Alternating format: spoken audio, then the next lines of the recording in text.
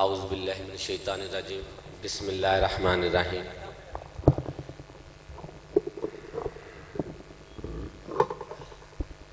मैं बड़ी मुख्तसर सी बात करूँगा। रात करनी थी, बड़ा मज़ा आ रहा था।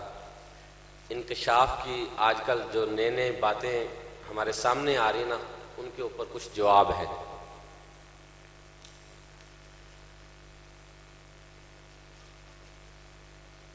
जब घर के मुहाफिज ही घर को आग लगाना शुरू कर देना, तो फिर घर वाले रहने वाले बोलना ज़रूर शुरू करते हैं।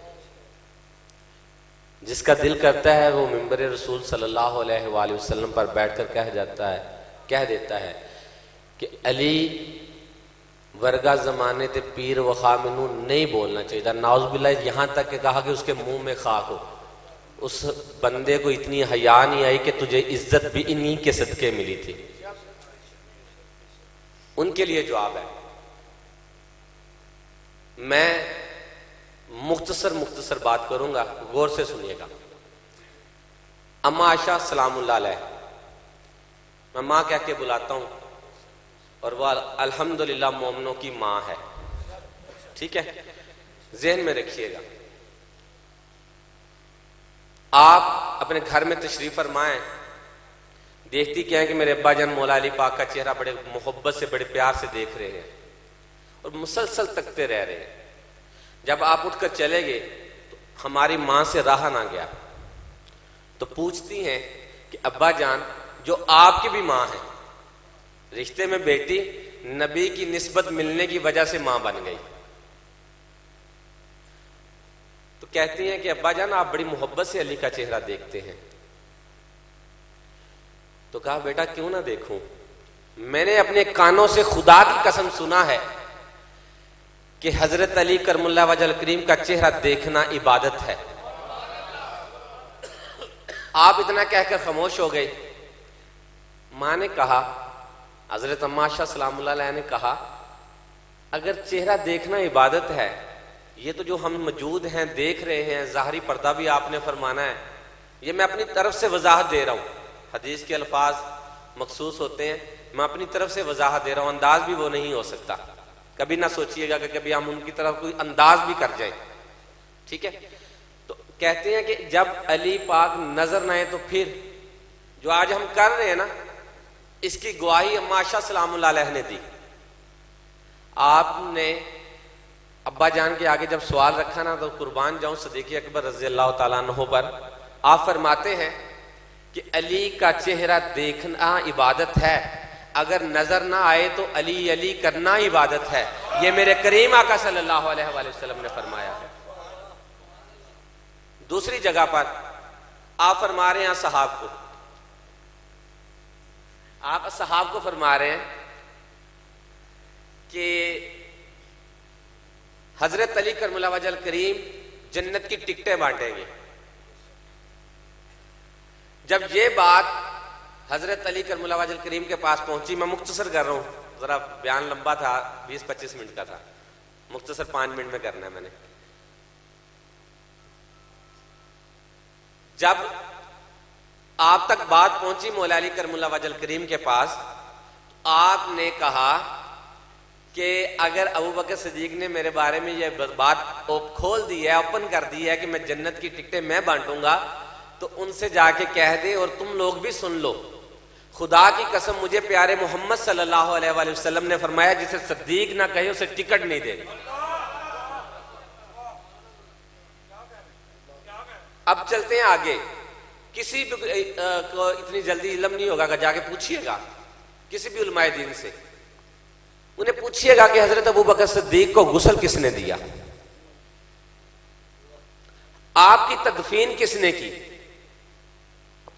मेरे मौला अली करमुल्लाह वजल करीम रवायत करते हैं, कहते हैं कि जब आपका आखिरी वक्त आ गया इस दुनिया से पर्दा करने का, तो मुझे अबू बकर सिद्दीक ने पकड़कर अपने सरहाने बैठा लिया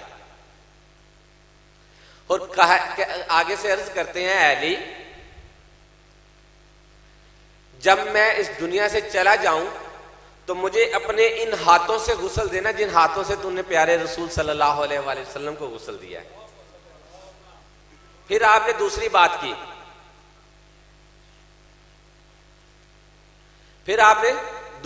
की, कहा फिर मुझे गुस्ल देने के बाद लेकर जाना मेरे करीम आका की बारगाह में, दरवाजे के बाहर, अंदर नहीं। अगर इजाजत मिले अंदर से आवाज आए तो मुझे अंदर दफन करना, वरना नहीं। अंदर दफन करने वाले कौन है?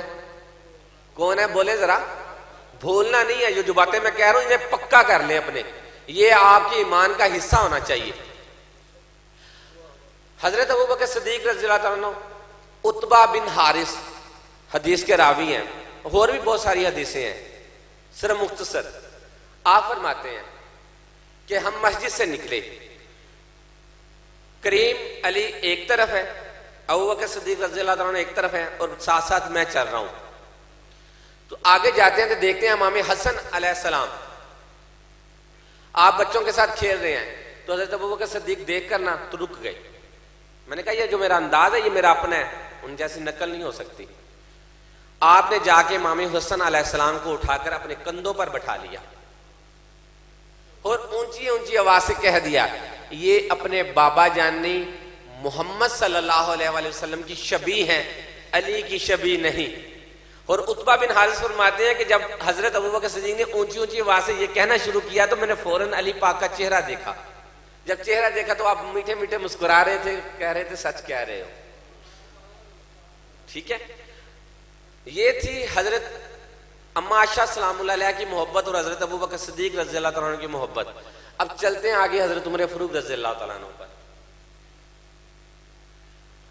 हजरत उमर फारूक रज़ियल्लाहु अन्हु बैठे हैं, एक जंग से माले गनीमत आया।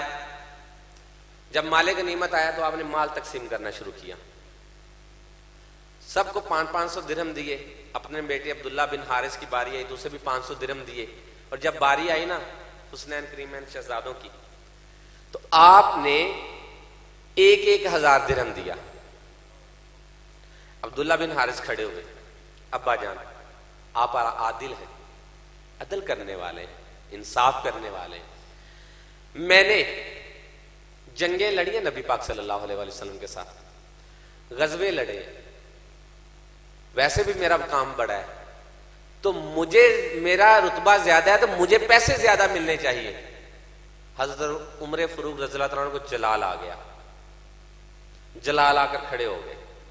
कहते हैं बेटा मुझे ये तो बता, तेरा बाप अली जैसा है?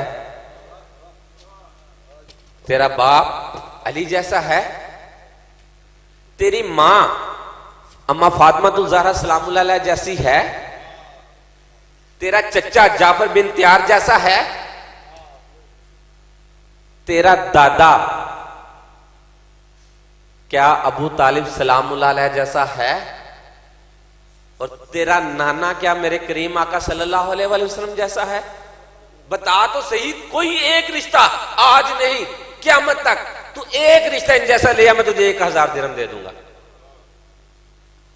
ये थी उनकी मोहब्बत असहाब की और अहले बैत की, ये थी मोहब्बत। आप फरमाते हैं बच्चे खेल रहे हैं, अब्दुल्ला बिन उमर को हजरत इमाम हसन इमाम हुसैन अलैहिस्सलाम ने कहा तुम तो हमारे गुलाम की बेटे हो। कहा अच्छा, मेरा बाप हाकिम और मैं गुलाम का बेटा, ये कैसे हो सकता? बाप को जाके कहा। ये मैंने बात दो तरह अटैच करनी है, जरा गौर कीजिएगा।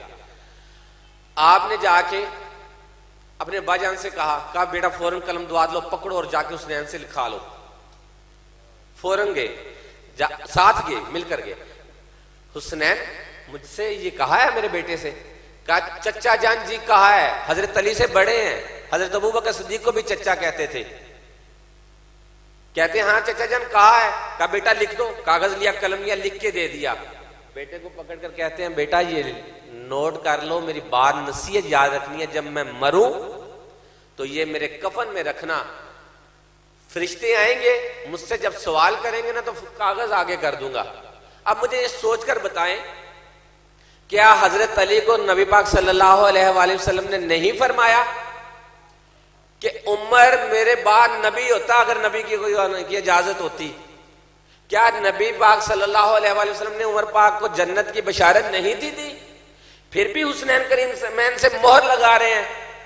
उन्हें कोई अपनी जन्नती होने का शक था? नहीं, वो आज के फितने के दौर में ये बताना चाह रहे थे, ओ मेरे मानने वालों देख लो, मैं भी हुसनैन के दर का गुलाम हूं, मैं नौकरी कबूल कर रहा हूं। इसी बात को जो मैंने पहली हदीस बयान की, जब आपने अपने बेटा अब्दुल्ला बिन उमर को ये जवाब दिया ना, तुम्हें 1000 दिरहम देता हूं, जा रिश्ते लेके आओ, तो बीच में कुछ लोग उठे के जाके कहते हैं अली पाक हजरत उमर ने ऐसे कहा है। आपने फरमाया अच्छा तो सुन लो, खुदा की कसम मुझे मेरे करीम आका सल्लल्लाहु अलैहि वसल्लम ने फरमाया है, उमर जन्नतियों के लिए एक रोशन चराग है। अब आपसे बात सुनकर लोग फिर भागे आपकी तरफ। उमर रजी अल्लाह तआला अन्हु आपके बारे में अली ने ऐसे कहा है। कहा अच्छा मेरे बारे में ऐसा कहा है। फिर कलम दुआत पकड़ी और भागे गए। ये हदीसों में रावी मौजूद हैं, ये हमें हमारे उलमाए दिन नहीं बता रहे। क्यों? हमारे ये जो इनकी रोटियां चलती हैं ये बंद हो जाती हैं, हमारे फितने खत्म हो जाते हैं इन बातों से। आपने कागज कलम दुआत ली और जाके मेरे करीम आका की बारगाह में, करीम अली की बारगाह में जाके अर्ज करते हैं, अली आपने ये फरमाया है? कहा हाँ फरमाया है।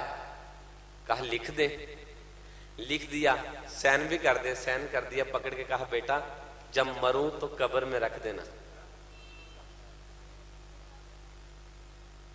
ये थी उनकी मोहब्बत। अब आती बारी हजरत उस्मान गनी रज़ी अल्लाह तआला अन्हु की। मेरे मौला कायनात हजरत अली करमुल्लाह वजल करीम की शादी मुबारक तय पाई। जब शादी तय पाई ना तो सादगी सखावत इतनी कि किंकरियां उठाकर किसी को देते हैं ना तो वो हीरे जोहरात बन जाते हैं। नमाज की हालत में है ना तो मांगने वाला आ जाए तो अपने हाथ में जो कुछ हो, नमाज की हालत में कुरान में आई हुई है ये आयत, खैरात कर रहे हैं। इतने हालात सख्त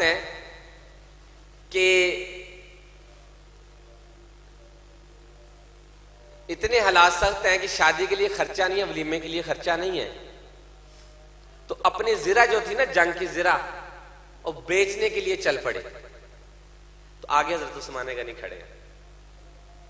कहते हैं अली किधर जा रहे हो? कहा जिरा बेचने। कहा यार मुझे बेच दो भाई, मुझे बेच दो। कहा भाई आप ले लो। जिरा बेच ले ली।